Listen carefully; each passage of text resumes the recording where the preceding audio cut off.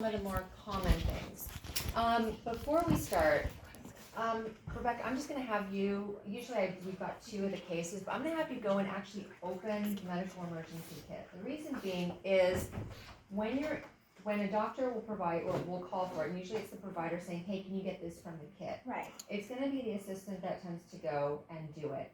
And you might not know exactly the situation, you might be in a hurry, but it's good to kind of know what you might have to do. So go for it, just go and open it.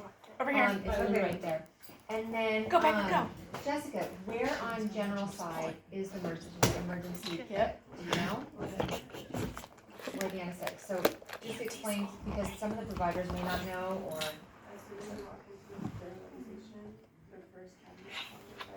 On the right. Yep. Did everybody hear? Everybody knows where it is on the general side. And on specialty side? In the long cabinet.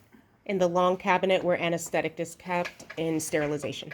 And then on the general side, some of the cabinets are locked. You have to kind of reach behind to click it, right? Mm-hmm. So be aware. So if you're in a real emergency situation, don't keep doing this. If the door doesn't open, just go, oh yeah, that's right. You've got to put your hand behind it and click it. I didn't know that. I don't usually go in sterilization, and I was like trying to open it for a patient to get some antibiotic, and I'm like, oh, there's a little button.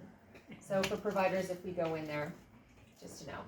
Hyperventilation is something perfect. Okay. So how was it? Okay, how was the feel? Like, did you have to push, like, twist it really hard? Did it come off? No, it easier, just harder? snaps right off. Yeah. So hyperventilation is something that can happen. It's where you have a decrease in your carbon dioxide concentration. And some of the signs and symptoms, increased rate, so a lot of increased breathing for patients, and a shallow depth. So if you were to see a patient and you thought that they might be hyperventilating, Mitra, what would you expect to see? Like the patient's laying there in the chair, and what would be a sign if you're looking at them that they might be hyperventilating? With just specifically with the increased rate and depth of the respiration. They would complain, like headaches, dizziness. Yeah, because the other day Jen had a patient. Remember Jen? Oh yeah, the teenage girl. Yeah. She wasn't hyperventilating though. She just got really dizzy. But for hyperventilation, I would look for maybe like signs of like, not as much color in the face, short breaths. One of the first things you'd see would be that short breath and shallow respiration. So it wouldn't be like, it would be like, and you'd see the chest rise and fall underneath the bib really, really quickly. It's like, you may not see it or notice it, but in your periphery you might see, okay, something's kind of fluttering off in the outer ranges of my vision. And then that would kind of be a cue as to, well, let me look and see what's going on. Especially with some of our patients that have rubber dams, you may not be able to hear, and with the suction and the handpiece, you might not be able to hear the, but you can see the chest moving shallow and just more quickly. The secondary symptom because of the decreased breaths, is that they are feeling lightheaded. Paresthesia is where they can start feeling a prickling or burning in their extremities. So they might say, my toes feel funny, or my fingers feel tingly. Sometimes that can, patients that are also under NIFUS can sometimes feel that. But for hyperventilation, this is a sign symptom. So it goes, the first symptom would be the increased rate of breathing, then the lightheadedness, then the paresthesia, and then it can go into a muscle spasm, feeling a tightness in the chest, and syncope, which is fainting. So what do you do if a patient is hyperventilating? Well, first you want to try and calm them down. It's okay. If you, as a patient, we know our patients pretty well, but sometimes the assistant might know the patient better than the provider, or vice versa. Just try and get them to relax best you can. And then instructing the patients to take shallow breaths and hold it. Sometimes, I know for me, I will say, especially for kids, giving them instructions. Take a deep breath and hold it until I count to 3, then let it go. It's just kind of a mental instruction for them to follow, so that it forces them to take deeper breaths, and it forces them to breathe less frequently. And then you can repeat it a couple of times until their breathing starts to return back to normal. If that's not working, if they're sitting upright, you haven't even started working on them, and you're trying to tell them, patient Lorraine, I want you to take slow breaths, and you're just still breathing really heavily, then you can go to the emergency kit, and just why don't you go ahead and find it now. We've got a paper bag in there specifically for this procedure. And I'm gonna call in everybody, just I think it's. Well, she's sick. Maybe we shouldn't have her touch in there. Yeah, she's sick. No. Yeah. Here, I'll do it. I'm I was right like, wait a minute. I'm right here. I'll do it. Thank you. It's in here, and it's way down in the bottom. Over here. On the side and the bottom. So it's a nice color, and then you can have the patient, you can instruct them to breathe into it and hold it over their Lena. mouth. She wanted to And see. it's kind of the visual that people know from the old school way to deal with it, and it works really well. Sometimes patients have medical conditions that can bring on a hyperventilation episode, and if that's something related to a medical condition and it's not related to the anxiety, then you're gonna activate EMS, which is the emergency medical system. And for us here, that would be calling over to medical department. Code blue. Well, code blue you wanna use if it's something that It's like is threatening. more intensive, more emergent.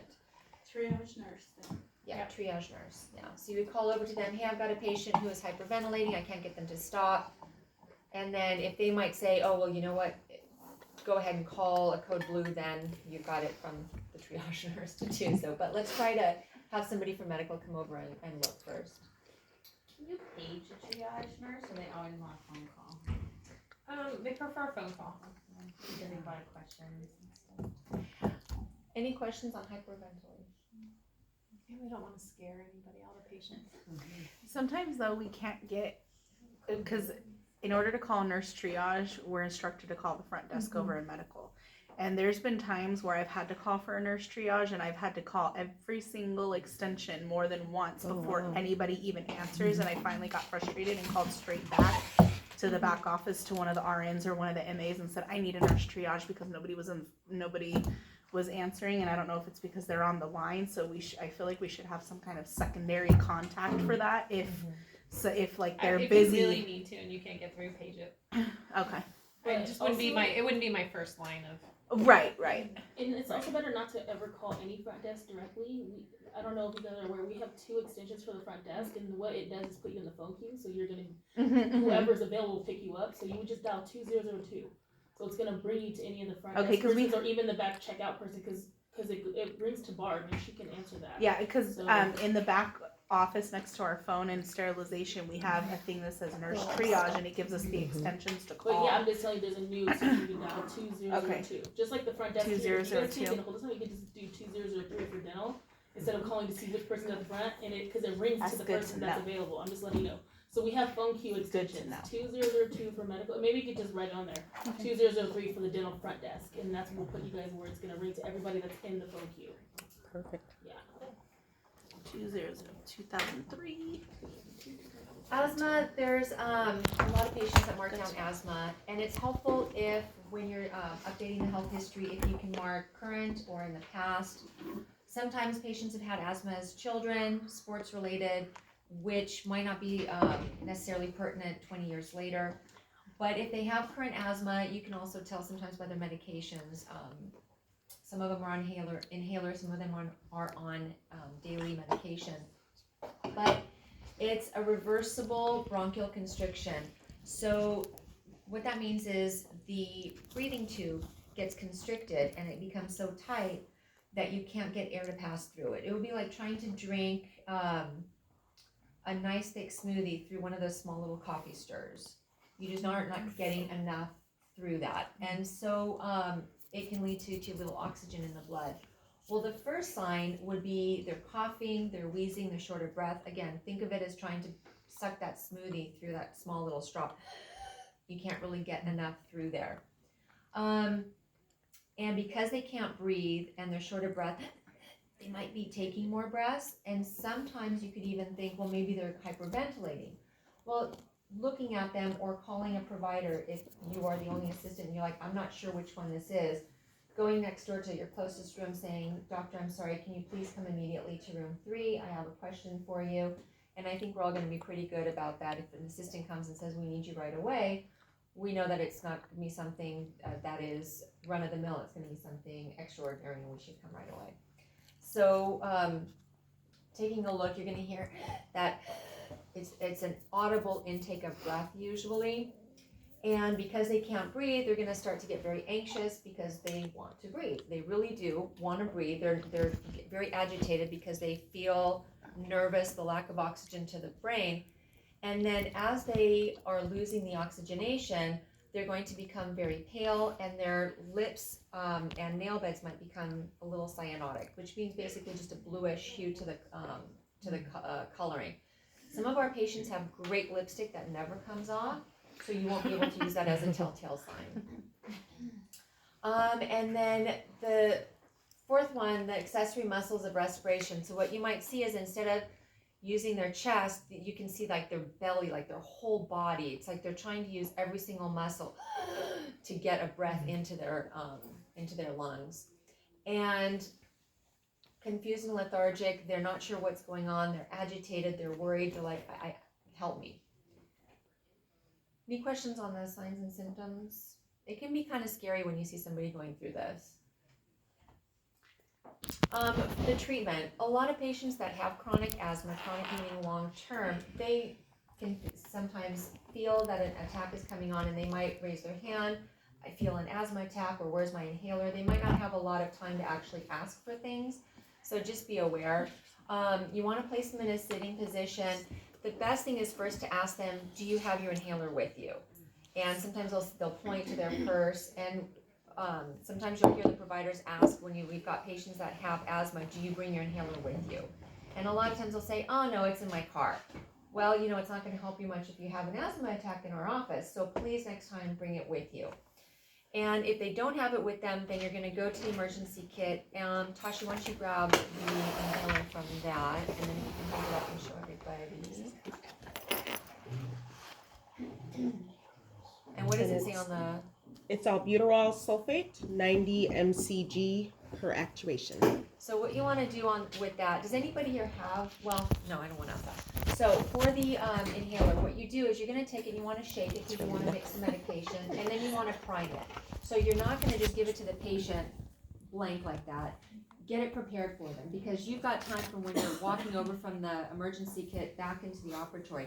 Take it out, shake it, and then prime it. Give it a couple of puffs first so that when the patient actually takes it and puffs in, they'll get medication. It's not going to be an empty squirt.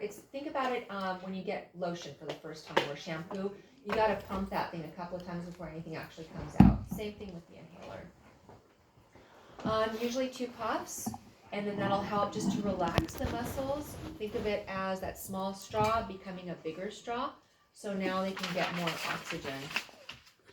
And then what you want to do, depending on how severe their asthma attack was, we have an oxygen tank on the general side and on specialty side, and I'm going to ask for you guys to kind of chalk it through as to where it is on general and on specialty.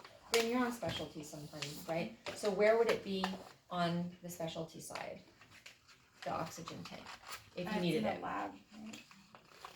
It's It's right outside the lab. Right on outside the lab, specialty on the side in way. corner. Sorry, okay, yeah. Yes, Quentin. There's also an extra one in room 9.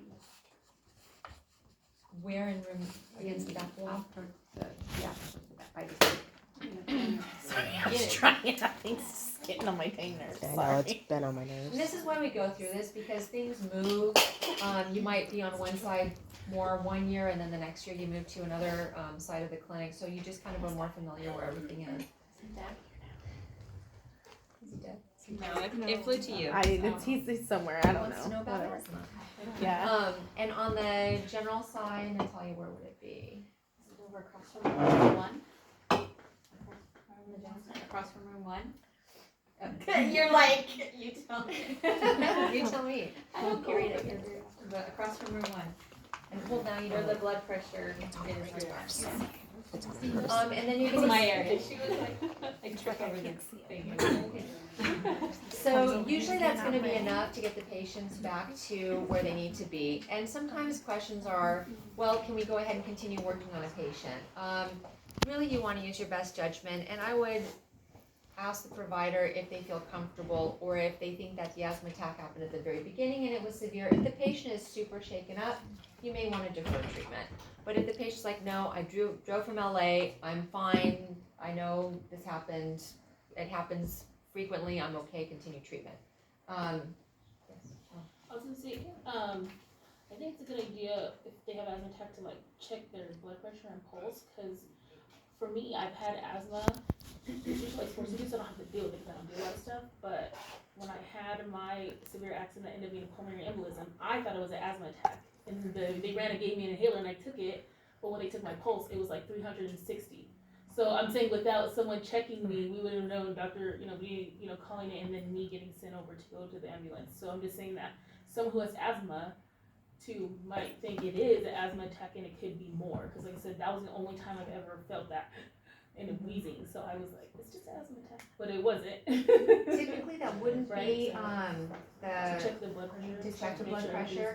good. But we can add that to the repertoire if you want. Usually after the 2 puffs, the constriction is relaxed a bit and the patient starts to feel better. If they're not feeling better, then you're gonna continue on and you're going to activate the EMS. Which is taking my blood pressure. Yeah, which would be taking the blood pressure, getting the oxygen, and then depending on the severity, if, for example, if there was a patient who was not responding to the inhaler and they couldn't breathe, I would not call a nurse triage, I would be calling a code blue, because that is, you can't breathe, you can die, that is emergent, that's gonna be an emergency treatment. And then activate EMS. So typically in an office that would be calling 911. For us, we're really, really lucky. We've got medical just across the hallway, basically in the other building, so we can call a code blue. And their response times are really, really fast. But if you've got a patient that can't breathe and has actually fainted, then what you can do is you can inject epinephrine if you want while you're waiting. But make sure you tell the medical providers when they come, hey, by the way, I gave them epinephrine. But I think by the time you think of that, the medical team will be over with the crash cart. Any questions on the asthma? I just wanted to ask and slash add, in our pedo box, do we have a spacer for the inhaler? It comes with a spacer. Does that one come Like with a- a spacer? No. Okay. Does everyone know what a spacer Yes. is? Yeah, it's that I've extra had to take chamber. that and they- 'cause they That's don't a know how big to- deal. So, It is. for Keto. kids, you can't ask a 3-year-old to take an inhaler and breathe in. They can't follow that direction. So the spacer is this extra tubing. It's a plastic tube and it holds the medication in that tubing. So you just have them hold it on their face and they breathe normally because you can't really give them direction. So they do get the medication. So that's a big deal. Also, if we ask kids to bring their inhaler, if we need to talk to them or you're the assistant, make sure ask the parents, do they use a spacer with it? And if they do, they need to bring that as well. I know that there are definitely some differences between adult and pedo, so. Yeah, I haven't looked at it in a long time. I don't remember if there is one in there, but. We may wanna consider, so you're talking for the spacer, that's gonna be like, Okay. Claudia, it says it's not in the box, but it's there, is what she said. Readily available. Where? I think it makes the dose less as well. It's an not arrow as strong, especially if you have. I know what it is, but I've just never Oh. seen it, so I thought it was in the Okay, kit. are She's you saying gonna it's put it in not. the box, or what do you? Not the chamber. As long as you guys have access It's to in the the box, box. but not. Oh, in the box. box. No, it's not And an then emergency kit. And that's why But the there's oxygen box still rolled outside out the every emergency morning kit with and then the locked up inhaler. at night. Well, all the I medicines are. believe I so, never noticed Carmen. it. Then if they took away the entrance She for where probably you call has it. patients in SY, isn't that where we used to keep the oxygen in that corner? We can still go through it, it's just we get our patients through behind Marissa's, the front office. Oh, behind us, so the oxygen is still in the corner. Still there, Yeah. but they're coming from there. And then Jen's They gonna added have to another know door, that so you then roll it there's out a- every day and then put it away. So at there's night. a lot of private area. Well, you're gonna remind Yeah. I know where it is, I can show you. no, because so many patients need pharmaceutical consultation. I think, and they wanted a private area where they can consult with patients because the only other window is directly in the waiting room. That's like pharmacies always now, yeah.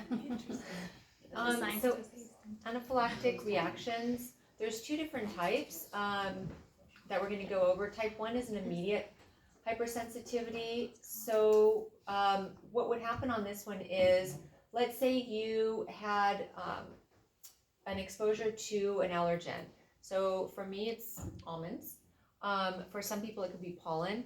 And then for some people, others, it could be, Bees. Peanuts. Shrimp. well, no.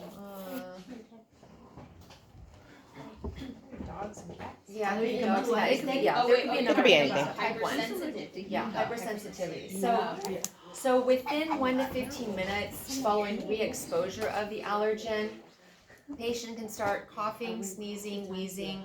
What does that sound like? Coughing, sneezing, wheezing, asthma, right? And then, so then you're thinking, okay, is this patient asthmatic? Well, we've all reviewed the health history before, so no, this patient hasn't marked asthma on the health history. So you want to kind of dig a little bit deeper into that. They might start saying, you know, my heart's racing. They've got a flushing, so they look like they're really red in the face. They might start getting agitated. Now, agitation can also come with asthma towards the later stages. They might start itching a lot. I'm really itchy. Everything itches everywhere. They might end up with a rash, swelling. If that continues, they can go unresponsive, convulsions, and then lastly, cardiogenic shock. So if you have a patient that is starting to show these symptoms of itching, a rash, and it was maybe, I don't know, 3 minutes after the doctor put the rubber dam on, then, Rebecca, what would you do? allergy. If the rubber dam's on and Let's say you're putting the rubber dam on, they're like, everything's itching, I'm really itchy, I don't feel good, I'm not, so one of the stages of what you would want to do is you want to call for help, because you don't want to be the only one in the room managing the situation. You want to be able to kind of direct people as needed. So you can either call a provider or you can call an assistant. Hey, can you come in here, and then can you please call a provider? Can you, and then work as a team together on that, because we want to make sure that we help the patient as quickly as possible. And sometimes you are the only one in the area, but you can hear somebody in another area of the clinic. So for this one, for the anaphylactic reaction, this one you're going to want to call Code Blue. You want to call something immediately.